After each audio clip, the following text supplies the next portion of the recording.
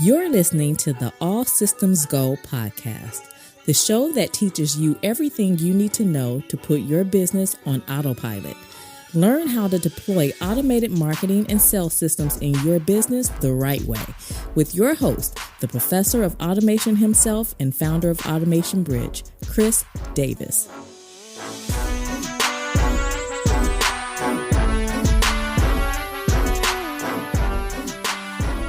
Welcome to the All Systems Go podcast. I'm your host, Chris L. Davis. I'm the founder of Automation Bridge, an online publication for small business automation dedicated to equipping you with the information, knowledge, and strategies to become automation service providers in the space. And in this episode, I want to discuss the importance of establishing efficient workflows in your business. And also some of the tools that I use in mine personally to do that, because how you execute a project has a direct impact on your ability to scale. OK, and unfortunately, this area can be easily overlooked and undervalued because unless you understand the formula of success and all the ingredients, you don't see this as a main ingredient. OK, or you don't understand what it takes to truly be productive. So that's what I want to talk about in this episode. But before we jump into it, if you're new to the podcast, make sure you listen to this episode in its entirety and subscribe and leave a 5-star rating and review.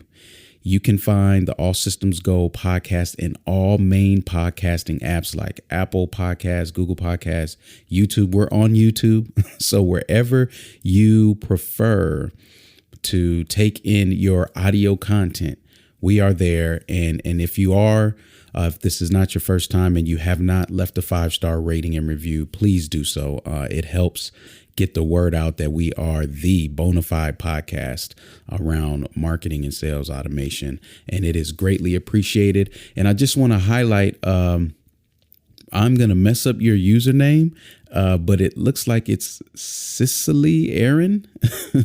I probably said that all wrong. But they left a recent 5-star rating and review that says, I have owned a business for more than a decade, but I am brand new to marketing. This podcast is teaching me things I had no idea I needed to know. I feel lucky that I was informed of this podcast because every time I listen, my mind expands with more critical knowledge of how to effectively run a marketing campaign and business. This podcast is critical. Thank you for that 5-star rating and review. And I'm so glad that you said that, because that is my mission. Every time that I sit in front of this microphone, I'm hoping that it impacts people and small business owners like yourself, just as this 5-star rating and review. So let's jump into it. And let me start off by saying this. Productivity is a team sport. OK, again, this is why I cringe when I hear the word solopreneur, the title solopreneur, because there's really nothing in life that you can accomplish that's worth accomplishing by yourself. You just can't. There's no way to operate a business by yourself. There's no way to be in a relationship by yourself. Right. There's just no way to establish success by yourself. So the term solopreneur, although I understand the meaning is, like I'm the main person that does everything. But I would say, anyways, I don't agree with that term. Don't use it. And it has gotten me in more trouble than not in the past, taking on everything instead of building a team. And that's where productivity, that's the perspective I would like to come from in this podcast, is that we're talking about collective productivity. In fact, when I think of, you can be productive as an individual on a team, right? Or perhaps if you are just wearing all the hats in your business for a limited time, there is a level of productivity, but I'm speaking of true productivity where you have collaboration going on. You've got multiple people working in sync and you're really getting things done. OK, so this means though you have different positions, because it's a team sport, you may have different positions, but you all move in unison. Some may have to slow down. Others may have to learn how to speed up. right? But it's this collective pace that is what is required for productivity. Okay. And this pace is set at the top and it trickles down. So this is similar to the law of the lid in leadership. John Maxwell teaches that you can never exceed the level of your leader. Okay, so however high your leader is in emotional intelligence and in specific acumen and leadership principles, you'll never be able to exceed that. You cannot dictate the pace from the bottom. Okay, and as a consultant or digital marketer, you may have experienced times where you knew what to do and you had the acumen to do it in a much more efficient way, but you didn't have the buy-in above to do so.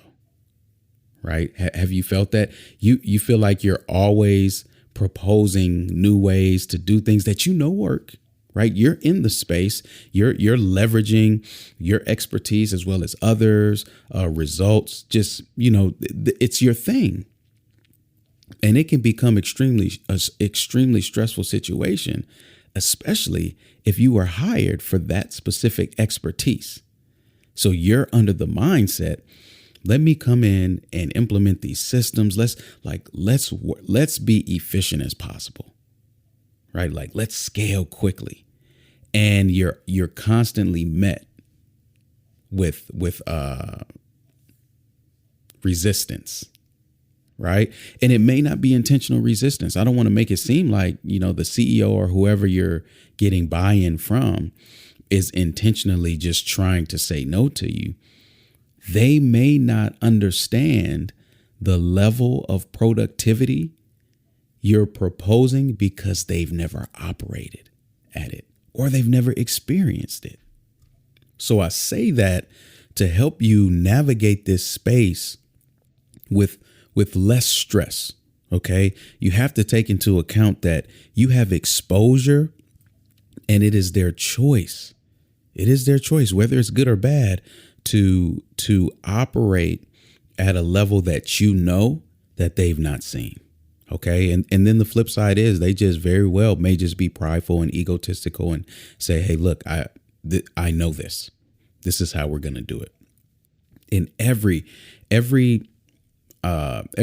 time that I've consulted, trained a marketer, I've mentored a marketer, and there has been high frustration, it's because of a lack of buy-in, them not being able to effectively sell their ideas that will increase productivity in the company and them being mandated to operate at a much lower efficiency and effectiveness.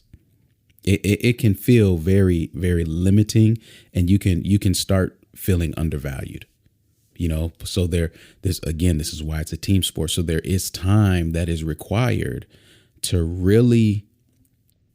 let all parties come around if they can. Right. And this is why you should always assess the others involved before accepting a job or providing a proposal. So whether you're an employee or an entrepreneur, taking on a new project, you have to understand that it's the other folks involved that will be instrumental in setting the pace you'll be able to move at, and the technology. Okay. And if you're not aware of this dynamic, you can go into a lot of situations bullheaded and come off as selfish. You can come off as arrogant. You could come off as you're just all about you, when your true desire is to just help the entire company, team, whoever, group be more productive. That's your goal, your aim. It's pure. It's innocent. However, you have to understand that it's a team sport. So if you can go at 50 miles per hour and they can go at 25 miles per hour, well, guess what? You're going to have to scale down in hopes that you can bring them up, right? You try, but there are cases where the business just says, no, we're gonna move at this pace. So I worked for one startup that was extremely fast. Like, it's like driving a car on the highway, 120, 150 miles per hour, just full of thrills. Every day was just like, oh my gosh, look at all of this stuff that we're doing, right? just get it done. And then I worked with another startup that was just so slow, it was boring. Right? What I did, what took a week in one startup to get done, I would do in like an hour in another. Right? So what did I have to do? What was my struggle? My struggle was slowing down. Because I'm just like, look, let's do this, let's do that. That's the pace that I'm used to going at. But it's a team sport. Productivity is a team sport. So I could not get this startup to move at a pace. And for years, oh my goodness, for years, people look at some of the work that I've produced for this startup and be like, man, you did a lot. And I'm thinking that was the limited version of Chris. I had limited resources and limited buy-in. So what you saw, what you witnessed, was just a shadow. It was really me slowing down to move at the collective pace. Right? And I talked about, I mentioned, people will set the pace as well as the people will also determine the technology. Right? And I mentioned this in episode 27 when we talked about the skill of assessing technology. And I made mention that the best tool for a business is the tool the team can use, not the tool that would work, right? So you have to be careful recommending a tool that would work, but won't, because the technical acumen, the collective technical acumen of the team and their ability to learn is low or slow. So in those situations, it can be very critical, or I should say it is very critical, that you take that into account when you're assessing the technology that you're introducing. And in the podcast, I was mainly talking about marketing and sales software, but it goes over to productivity software as well, right? If there's no willingness, or if there is a willingness and they just, they're just not a technically sound group of people, that's going to limit the tools that you're going to be able to use and recommend, which is also going to dictate the pace. All right. So we see productivity through this lens of process and technology. And you need both equally matched with the ability of the team to move as quickly and as efficiently as possible. Okay.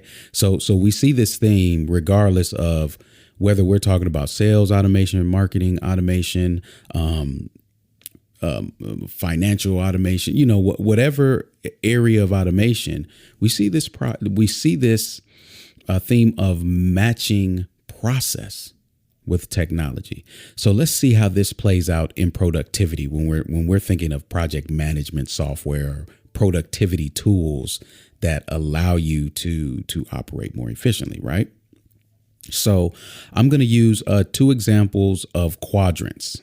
Quadrants are 2 by 2. 2 by 2 quadrants is what I'm referring to. And I find these very, very fruitful to learn from, just because they're simplified, right? And there's many versions of these, but when I'm explaining this, just think of four areas, like a cross, right? A cross or a square with a cross through it, where you have 4 quadrants, right? And the first one I want to talk about is the difference between effectiveness and efficiency. Okay, because what we're looking for when we're talking about productivity, we're looking for efficiency. That's really the end goal. So Insight Squared, I'll link to this in the show notes, the web page. They had the best descriptions for effectiveness and efficiency, right? Effective is adequate to accomplish a purpose, producing the intended or expected result. Okay. Efficient was performing or functioning in the best possible manner with the least waste of time and effort. Oh, I love it. I love it. And the reason why I love it is because until you have truly had your time wasted by inefficient processes. You don't value that definition, or the opposite, your time being valued with efficient processes. So everything that I do, I'm driven by efficiency. Efficiency is the goal. So when we look at this, Insight Squared, they have this quadrant of effective and efficient. All right. So I'm going to start at the top left quadrant, which is you are effective but inefficient. OK, so the left side of the quadrants, so the two on the left, the upper left and the bottom left are inefficient. And then the upper right and bottom right are efficient. All right. So we're to the left, we're to the upper left where we're effective but inefficient. And what it says is you're pursuing the right goals, but inefficient. So it costs you a lot. Costs are high. All right. Then we go right below it. So the bottom left quadrant is ineffective and inefficient. And that is pursuing the wrong goals and not producing enough. OK, and it's expensive. All right. So you definitely want to be out of that quadrant. Then when we go to the right, we're now in the efficient quadrants. And the bottom right is you're ineffective, but you're efficient. So that what they're saying is you're pursuing the wrong goals, but it's efficient. So you're not producing enough, but it's not costing you a lot. That could be very dangerous because sometimes we need it. We need to feel that financial pain to move to this final quadrant, which is the upper right. And that is you're effective and efficient. So you're pursuing the right goals and you're efficient. You have a high ROI and you're cost efficient. Notice when they mention cost efficient, what I saw was that cost could be high, but so is ROI. Right? So cost is always relative to ROI. When somebody is complaining about the price or the cost of something, it's because they're not seeing a return path. They just see it going out. They don't see what comes back to them. All right. So that was the effective versus efficient quadrants. And again, we want to be in the upper right, effective and efficient. So now if we take what we've learned, OK, with that and go to the quadrant that I've created, which is process versus technology. OK, and this is going to speak to how we do things. If I look at this effective and efficient quadrant from Insight Squared, it speaks to doing the right things. It was really about effectiveness, right? Making sure you're doing the right things. Now I want to focus on how you do those things, which is the efficiency. Okay. So if I start in quadrant 1, the upper left. So remember, the left quadrants are going to be ineffective processes. Okay. And then the right side is going to be effective processes. All right. So when we're on the quadrant to the upper left, we have the right technology and ineffective processes. So what we're going to see, just as we saw, is similar to the other quadrant for the effective and efficient one. But if you've got the right technology and ineffective processes, you're wasting time and money on technology. Right. And what you need to do is table the tech because it's right, but you don't know it's right because you really need to rework your processes. And once you get your processes in place, you'll be like, OK, I'm glad we did choose that tool. Right. I'm glad we did sign up for that tool. But you have to table the technology because if you're operating in this quadrant where you have the right technology, but ineffective processes, you've got unrealistic expectations of the technology. Because remember, the technology needs instruction. Your processes give it instruction. So with ineffective processes, you're not going to get the most out of that technology, but you're going to keep relying on the technology to do more. OK, so we go to the lower left quadrant. And this is the wrong technology and ineffective processes. And you simply don't know what you're doing. Okay. This is this is the person who jumps online looking at what everybody else is doing and just mimics. Signs up for the shiny object. Hey, they're using this. I'm using that. Oh, I went to this conference. They said use Infusionsoft, so I'm using Infusionsoft. Oh, they said use ClickFunnels. So I'm using ClickFunnels. Then they said create an ebook. I'm doing an ebook, right? You need to figure out what you're doing. And what you need to do is remove the technology and define your process. Work your process until it's effective. Then introduce technology again. Okay. So now we're going to go into the right quadrants, where you are effective in your processes. Okay. So the lower right is you've got the wrong technology, but you have effective processes.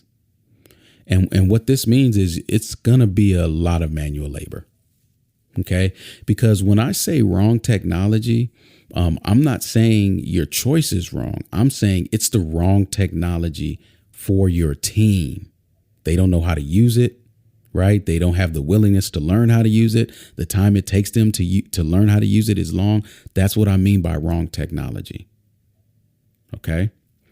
But you have effective processes. So what that means is since they don't know how to leverage and they won't learn how to do it, they're just going to rely on traditional means of operation, which is going to be highly inefficient. Okay. So there's a good chance that the person selecting the tech isn't the best, or the team is not sold on the benefits of the tech, or they have an unwillingness to adopt it. A lot of companies are here. A lot of companies are here when they're trying to digitize their processes, especially with COVID hitting and people needing to up their online presence. It's forcing them to strip their traditional ways of operation. And it's hard because they have to learn technology, right? And they may not be willing to do that. They may be in high stakes situations where, whenever pressure is up, people tend to default to their comfort zone. So their comfort zone may be operating more traditionally, more manually, but that can lead to exhaustion, right? So the last quadrant is the upper right, where you have the right technology for your team and effective processes. This is where you're highly efficient. This is your efficiency quadrant. This is how we get there. This is where you're ready to maximize automation and get the most out of your team. This is where technology is actually working as an aid to every person on your team, making their job easier and allowing them to produce more.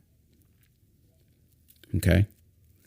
So quadrant 4, and there's ways and strategies that you can move from quadrant 1 to 4, 2 to 4, and 3 to 4. I don't want to go in that level of depth, on this podcast, because I want to end this podcast with Q4 and what it looks like in terms of technology. So quadrant 4 is the upper right quadrant, where you have the right technology for the team and effective processes. What is an example of what's the right technology could look like? Well, I don't know for your business because I don't know how you operate. So I can use my business and I'll just go over the basics. It's too many.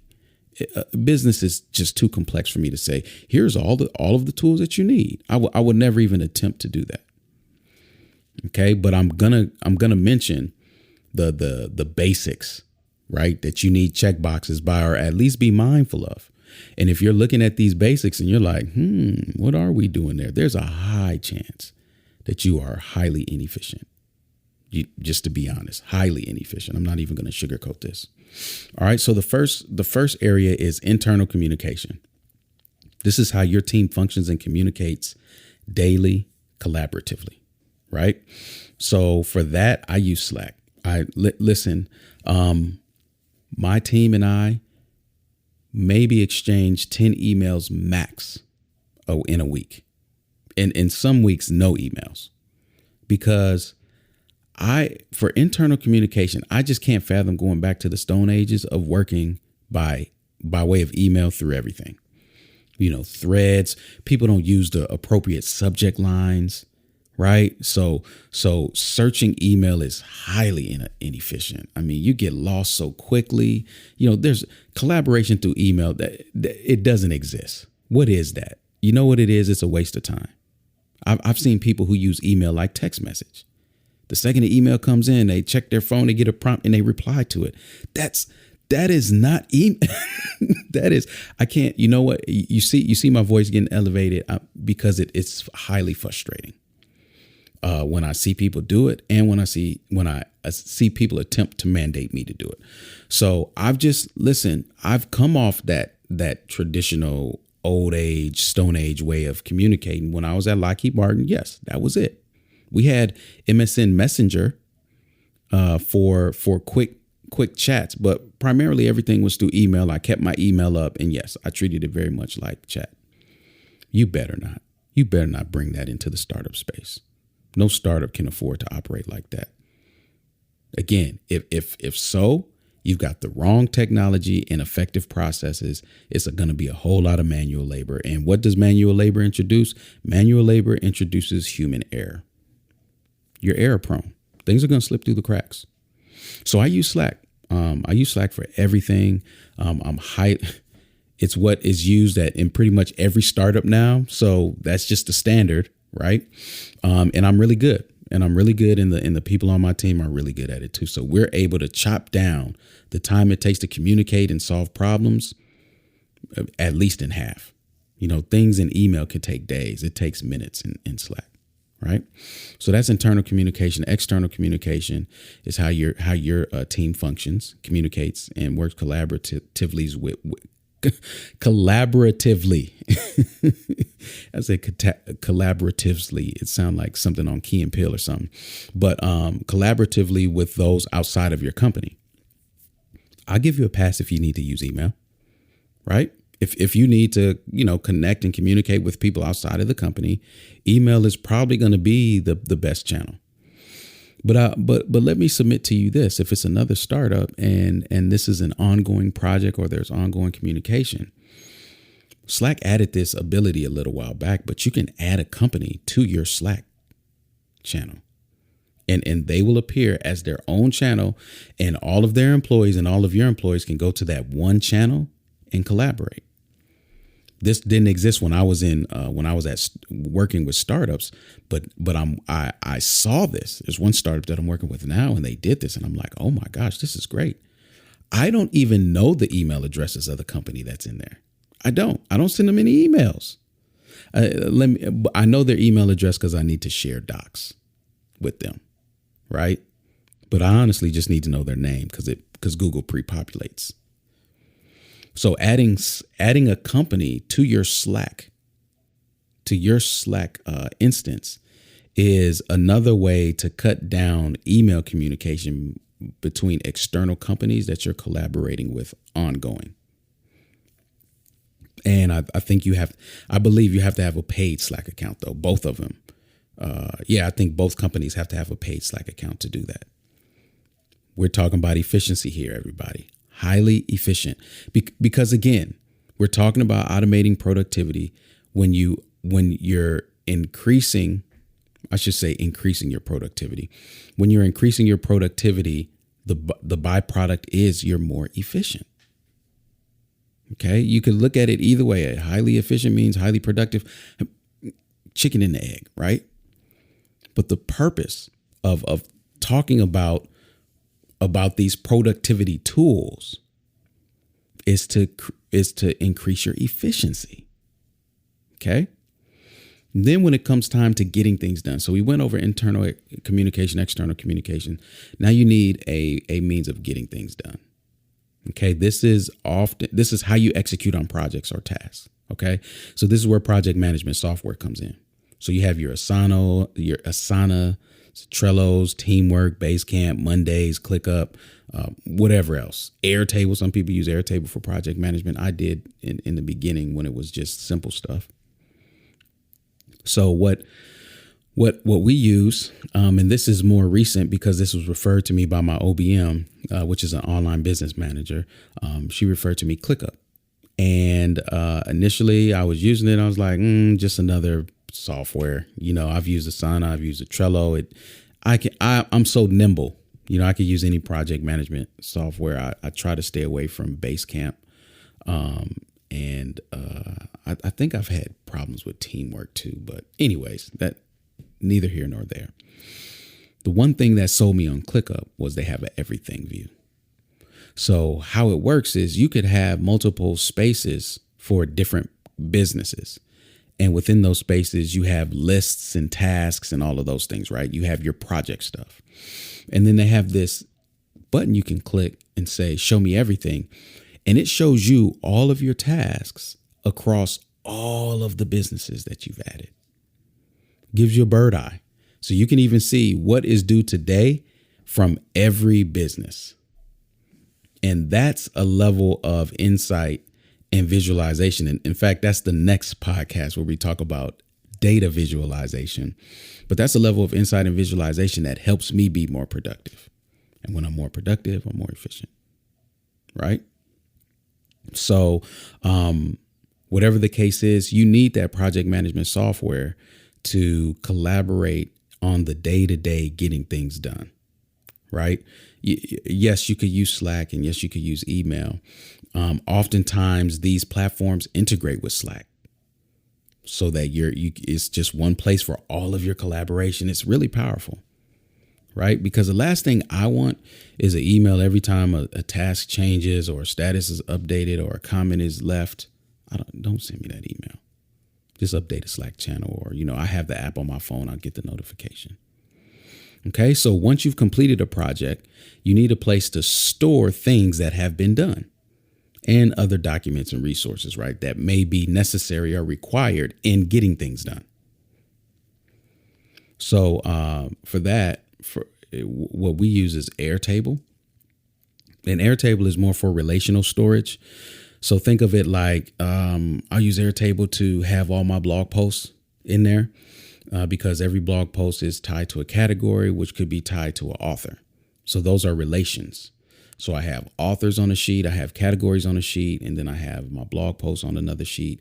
And within that one database, all of those sheets are connected.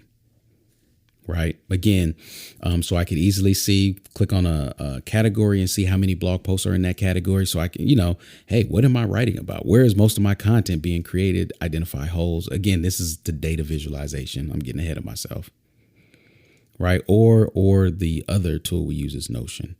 And Notion is kind of like an intranet or an internal wiki that just kind of, I shouldn't say kind of, but it allows you to quickly access everything that you need. Right. So that's just an example. Those are the basics. Of course, there's a bunch of other tools required, but they all fall into one of those three categories. Right. If I say Canva, yes, we use Canva for creating our graphics to post on social media. Well, that's under the category of getting things done. Right. And when I'm storing it, like, hey, we created this, I'm storing the link of that finished product or that finished graphic in Airtable or in Notion, so we could easily pull it back up, right? But just remember, every time you introduce the right tool to an effective process, you will increase efficiency. Okay? Every time you introduce the right tool to an effective process, you will increase efficiency. So the key to increasing efficiency is the proper matching of technology with your process. Does it sound familiar? Does it sound familiar? So that's why when we talk about that's literally why I entitled this Automating Your Productivity, because the same approach that we use in automating our marketing, we use at automating our productivity. When you automate your marketing and sales, the result is money. When you automate your productivity, the result is efficiency. The more efficient you operate, the more money you can make. The more efficient your sales and marketing processes, the quicker your close, the higher your lifetime customer value, all of those metrics that matter. Okay. So now it all makes sense. Hopefully. Okay. But the definition of the right tool is subject to the ability and willingness of the team to adopt and learn. You cannot be efficient in isolation. Remember, You move as the team moves. Don't forget that. And your stress levels, trust me, will lower. You are the expert. You are the one that knows what you're doing. They should listen to you. But don't get upset if they don't. Acknowledge all of these other factors. And with that in mind, make a decision. Make a decision whether you want to continue to operate like that or just say, hey, look, you guys, here you go. Have at it yourselves the way that you want to do it. There's nothing wrong with that. If you can't move at the pace of the team without being frustrated or, bringing down morale, leave the team. I'm serious. You're not quitting. You're protecting your brand and you're protecting the relationships, respect, everything. Okay. So who needed to hear it, everybody? Who is that person that needed to hear this? There's a consultant, there's a digital marketer out there that has been lamenting to you their frustrations daily. You're trying to support them, and perhaps you're just tired of hearing it. You're like, look, what are you going to do? Okay. The CEO's crazy. Every time I do this, they do this. And every time I say this, it's always a no. And everything is an email. And there's so many meetings. And who is that? Is that you? Who is that? Whoever comes to mind when I say this, share this episode with them. Like right now, literally go say, hey, look, listen to this right now. Okay. And while you're doing that, since you've reached the end, make sure you leave a 5-star rating and review in iTunes or Apple Podcasts. If you have not, now is the time. If this was your first time, here's my invitation to you to join the family, the All Systems Go family. All Systems Go podcast family, where you will get a notification every Thursday. We launch our episodes every Thursday, so make sure you're subscribed so you don't miss one. Here at Automation Bridge, we're dedicated to training digital marketing professionals to become automation service providers. That is, we give digital marketers the automated cape, hero cape. Okay. Small businesses, they're in dire need of marketers with the ability to learn marketing and technology for deploying automated systems in their business for rapid growth. They need this. The need is growing by the day. So if that's you, or if somebody comes to mind, if that's you, or you're the CEO listening and you want your marketer to be that, have them go, you or your marketer go to automationbridge.com/ASP, ASP as in automation service provider, and take the next steps to talk to someone on my team to assess if you would be a good fit for our training program and community. Okay. The time is now, and the need, I'm telling you, it's never been greater. And I'm seeing it with my own eyes. I've been serving it with my own hands for years. Okay. The space needs more professionals who understand how to implement automated marketing and sales systems for a business with the least amount of flaw, the right way that will scale now and continuously. So again, if that's you, we're committed to providing you with all of the training, the community, and tutelage that you need to do that effectively. So all the notes, anything that I've mentioned in this podcast, and all podcasts are accessible on the website at automationbridge.com/podcast. You can also subscribe there and listen to all other episodes at your leisure. So until next time, automate responsibly, my friends.